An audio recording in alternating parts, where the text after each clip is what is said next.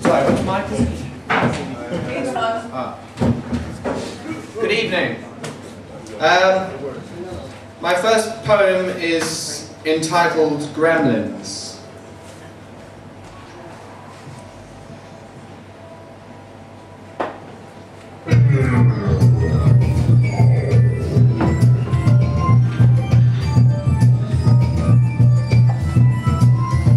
It would seem to me that my ideas are related not from times we live, but in the ways in which time progresses and how the ancient worlds have made their mark.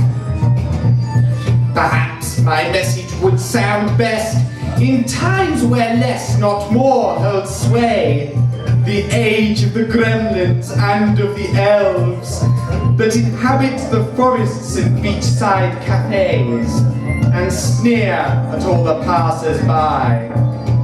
Be I this gremlin, or am I more a creature of the modern age, a level crossing at which the trains zoom by with my head in the luggage rack? If I could see how I still manage the changes of the times and how I pop the pieces on the page to stir the crowd with style and grace, to stimulate the thinking being, to contemplate the beats and meaning. May some explain the game that I still fail to understand and grip, the ways in which I wish to ship a cargo of words across the world.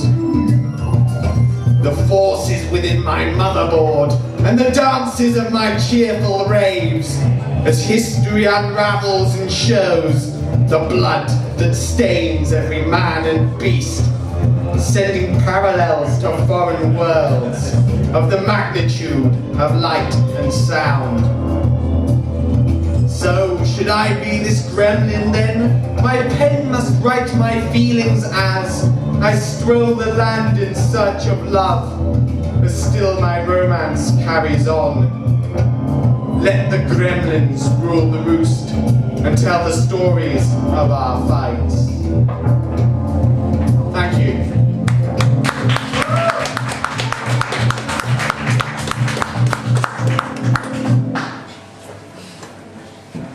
For my next poem, I'm going to read one called Barcode.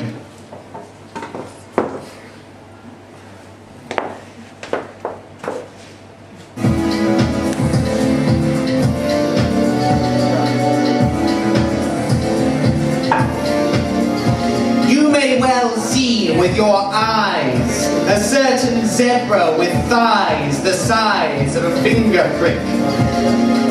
The troubles of mankind's marketplace, the seeming and endless travels of the print, the link between the nations of this dark environment that pieces together the history since time began. May well you take for granted this featureless beast, this unending mark on the stains of society, the stain on the back of a television set, the symbol of a slave's worth. Perhaps you may wonder how it came to be that we now bow down to this grimacing robotic smile, this arrogant piece of worthless indignity, this beast of numbers and lines, like a crossword puzzle that begins and ends with the purchases and prizes. This plate on which the food of the capitalist world continues to feed the cats of fat. And so, in my depression, I enter the social club, the home of the labouring man, the stop-off of the local gentry, the fueling station of the diabolical. I realise that my lies become truth, that the barcode makes the roof, the safest place to escape in the gaze of another man and his words, of which I have no interest in, but to which I nod my head like a Churchill dog.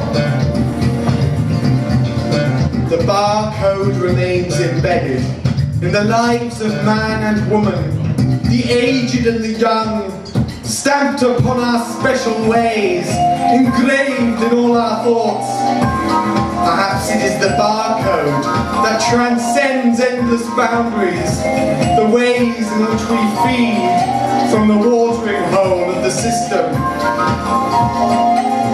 The barcode looks on and revels in the ways of the rich and the slavery of the poor.